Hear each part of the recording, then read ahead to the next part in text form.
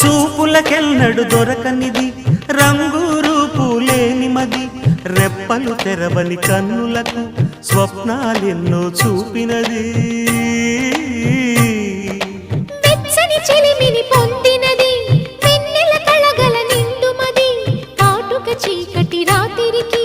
బాటను చూపే నేస్తమది చేతికి ఆదని జాబిలిలా కాంతులు పంచే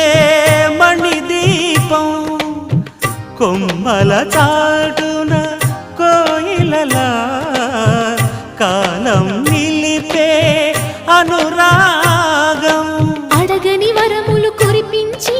అమృత వర్షిణి అని